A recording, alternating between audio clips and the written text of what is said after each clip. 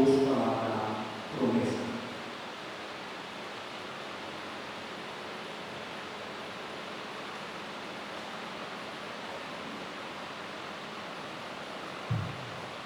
Une más y hermano y a Cristo crucificado en la cruz. Dentro de su pasión, Jesús no habla alguna palabra, solo.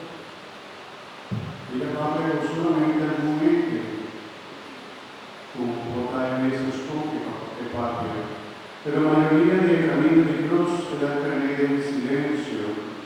Palabra de Dios también se puede manera un carnet y va nadadero. Sin embargo, al momento a recibir palabra de Jesús y de la cruz, Jesús la vuelve a interceder, la vuelve a rezar, para un hombre o abre su corazón a su Salvador. Y a reconocer a Jesús como su Salvador. Y a dar esta relación de Cristo dentro de ellos. Para que dos ladrones, cada uno explicar banda de Jesús. Junta la simófora de Jesús, pensando si vas a tratando en los árboles espinos, llegó un ladrón, que duele de su corazón.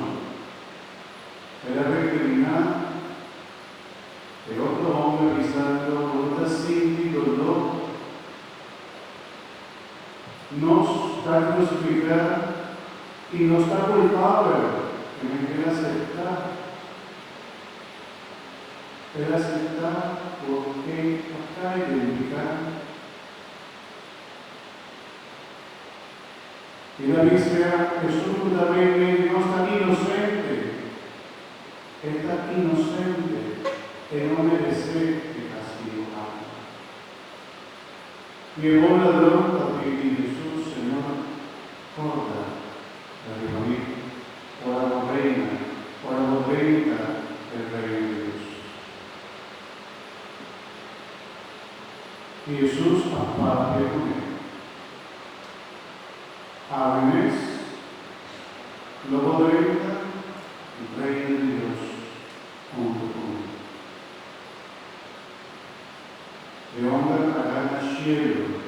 Esa vida da un mensaje para nos comporta al final, inclusive que nos vida, nos toca arrepentir, y buscar también esperanzas, luego nos somete con años será hacer su corazón a Dios.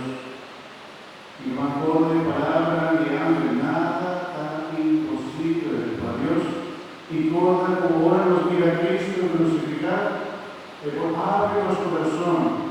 Ahora nos mira Cristo en su dolor, que toca nuestro corazón para nos duele y nos falta.